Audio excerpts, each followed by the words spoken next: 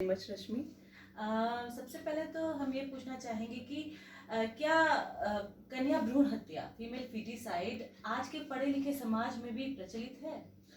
रश्मि, ये हमारे देश का दुर्भाग्य मैं कहूँगी कि जहाँ हम एक तरफ तो देवियों की पूजा करते हैं, वहाँ दूसरी तरफ हमारा पढ़ा लिखा समाज जो वेल एजुकेटेड फैमिलीज हैं वो भी इस तरफ सोचती हैं कि ज़्यादा से ज़्यादा बेटों का जन्म हो। लेकिन कोई ये नहीं सोच पाता है रश्मि कि अगर बेटियां ही नहीं होगी तो हमारी एक नेक्स्ट जनरेशन कैसे आगे बढ़ेगी।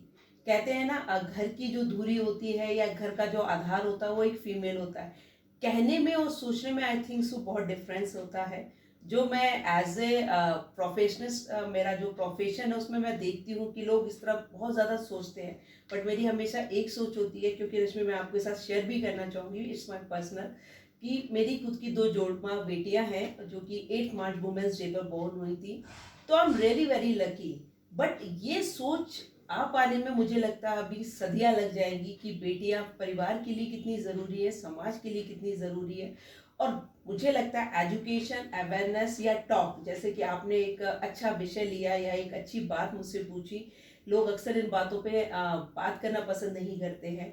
तो यही एक माध्यम है जिससे हम इस सोच को बदल सकते हैं कि फीमेल फिटिसाइड को रोक सकते हैं और ज़्यादा से ज़्यादा बेटियों के जन्म को प्रमोट कर सकते हैं कि ज़्यादा से ज़्यादा वो जन्म लें और हमारा जो एक बैलेंस है मेल और फीमेल में वो बना रहे। बेटी बचाओ बेटी पढ़ाओ, ये हम सब ने सुना है, तो शिक्षा एक महिला के लिए कितनी जरूरी है? देखिए रश्मि, जैसे मैंने अभी बोला कि केवल एजुकेशन ही एक ऐसा जरिया है जिससे हम सोच को बदल सकते हैं। मैं ये नहीं कहती कि ये बदलाव तुरंत आ जाएगा। डेफिनेटली जो हम एक डिबेट करते हैं या एक इंफॉर्मेशन एक दूसरे के साथ शेयर करते हैं, यही एक माध्यम है जिससे हम लोगों की सोच को बदल सकते हैं। और मेरा मानना है ये सोच फीमेल की बदलना ज़्यादा ज़रूरी है। जब एक फीमेल अपनी सोच को बदलती है तब वो उस चीज़ की इम्पोर्टेंस को समझ सकती है। जैसे बेटी बचाओ बेटी पढ़ाओ, और बेटी को जहाँ तक हो एक अच्छा स्वास्थ्य भी दो, क्योंकि स्वास्थ्य भी उतना ही ज़्यादा ज़रूरी होता है जितनी। और ये सब अगर कुछ भी संभव है रश्मि, इसमें केवल और केवल एजुकेशन और अवेयरनेस के माध्यम से ही संभव हो सकता है।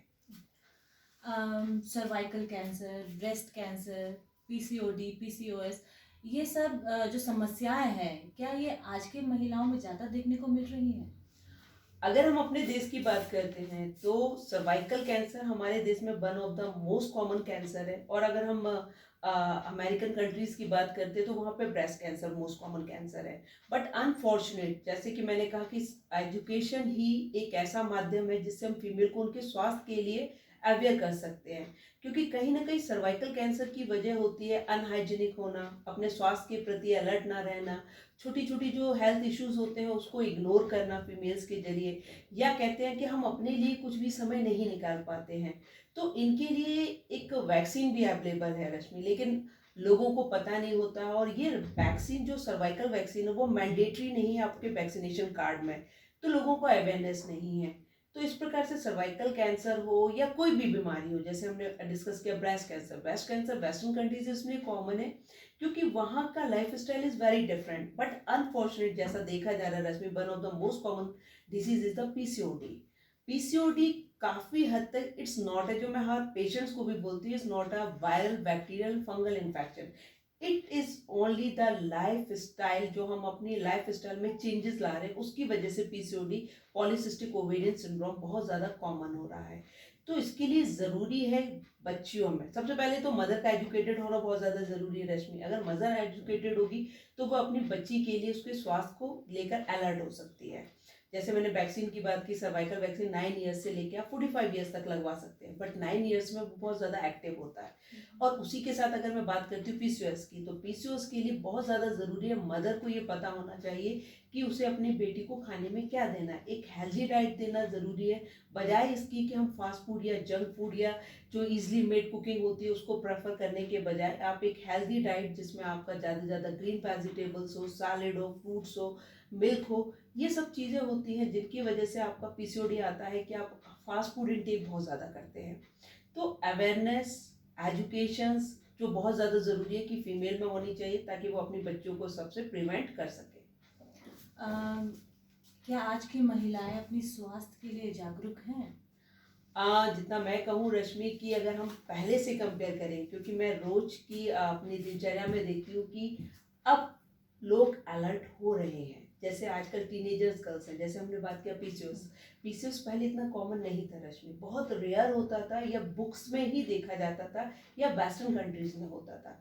बट अब हर सेकंड बच्ची को ये प्रॉब्लम होती है। बट एक ये बहुत अच्छी बात है कि लोग अब डॉक्टर के पास एज अर्ली एज पॉसिबल होता है वो पहुंच जाते हैं, ताकि वो उस चीज़ के कंसल्ट कर सकें, उसके रिलेटेड जान सकें और अपने प्रिकॉशंस ले सकें।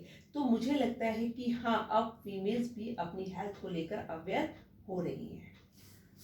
मैम, जो लॉकडाउन का टाइम था वो हम सब के लिए बहुत ही कठिन समय था, तो उस टाइम पे आपने अपने पेशेंट के साथ कैसे कनेक्ट किया, कैसे उनको गाइड किया? देखिए, ये सच है कि जो कोरोना काल आया वो एक बहुत बड़ा पैंडेमिक हमारे देश के ऊपर आया, उसके साथ साथ हर व्यक्ति इफेक्टेड हुआ। और अगर मैं बात करूँ फीमेल्स की, तो वो उनका स्वास्थ्य बहुत ज़्यादा इफेक्टेड हुआ। और इसमें भी अगर हम बात करते हैं एंटीनेटल पेशेंट्स की, यानी कि जो प्रेग्नेंट महिलाएं हैं, उनके लिए एक स्ट्रेस तो अपने आप में प्रेगनेंसी होता ही है। और कोरोना काल में लॉकडाउन के लग जाने की वजह से वो अपने स्वास्थ्य को लेकर अवेयर है, बट दिखाएं कैसे। तो एज ए मेडिकल प्रैक्टिशनर ये हमारी ड्यूटी भी है और हमारा कहते हैं ना कर्तव्य है कि हम अपने मरीजों को लेकर पीछे नहीं हट सकते, बैकफुट नहीं हो सकते हैं। तो मैंने भी अपने पेशेंट्स को बराबर अटेंशन दिया। बहुत बार वो मरीज जो आके कंसल्ट कर सके, मैंने आकर भी कंसल्ट किया। कुछ ऐसे लोग जो नहीं आ सकते हैं, क्योंकि लॉकडाउन के चलते सारे आपके वाहन सुविधा सब बंद हो गई थी, तो हमने ऑनलाइन परामर्श भी जारी रखा, ताकि ज़्यादा से ज़्यादा लोग उस चीज़ को अपने स्वास्थ्य के लिए जो भी उनकी क्वेरीज हैं, और स्पेशली प्रेग्नेंट पेशेंट्स का मुझे लगता है कि लॉकडाउन का जो फेज़ है उसके बाद भी कोरोना काल तो चल ही रहा है।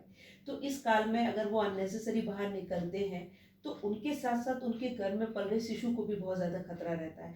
तो इन सब चीज़ों को ध्यान में रखते हुए ऑनलाइन कंसल्टेशन मैंने बराबर कंटिन्यूस अब तक भी टिल नाउ कंटिन्यू रखा है। और पेशेंट्स अगर आते हैं तो मैं तो अटेंड करती हूँ, जितना उनकी क्वेरीज होती है उनको सॉल्व करती हूँ, क्योंकि मुझे लगता है स्ट्रेस के समय में अगर मैं उन्हें कुछ 1% भी स्ट्रेस फील कर सकूँ, तो it's really it's a good thing for me. Ma'am, आखिर में मैं ये पूछना चाहूँगी कि आप आज की महिलाओं को, स्पेशली यंग वुमेन को, क्या संदेश देना चाहेंगी? मेरा रश्मि हमेशा एक ही उद्देश्य होता है कि अगर आपके घर बेटी पैदा होती है तो सबसे पहले आप उसको एक अच्छी हेल्दी लाइफ दीजिए। दूसरी, एक बहुत अच्छी एजुकेशन दीजिए, ताकि वो अपने पैरों पे खड़ी हो सके। हर एक महिला का अपने पैरों पे खड़ा होना बहुत ज़्यादा ज़रूरी होता है, ताकि आप में एक डिसीजन मेकिंग पावर हो सके। डिसीजन सही है या गलत है वो तो एक समय के बाद पता लगता है, लेकिन एटलीस्ट आपके अंदर ये कैपेबिलिटी होनी चाहिए कि एक आप निर्णय ले सके। और उसके साथ साथ जो मैं हमेशा समझती हूँ, क्योंकि आज का बदलते परिवेश में बहुत सारी ऐसी सामाजिक चीज़ें हैं जो पीछे होती चली जा रही हैं, सोशल वैल्यूज़। तो मेरा मानना है कि एज ए मदर मैं अपनी बेटियों को ये शिक्षा भी दूँ एजुकेशन के साथ साथ, कि वो एक समाज के साथ सामंजस्य कैसे बैठा लें, ताकि आगे जाके वो अपने परिवार में भी तालमेल बैठा लें और साथ में अपने पैरों पे भी खड़े होकर अपने जीवन की भी डोर खुद संभालें। मैम, हमसे बात करने के लिए और हमें जागरूक करने के लिए बहुत बहुत धन्यवाद। आज के लिए बस इतना ही। नमस्कार।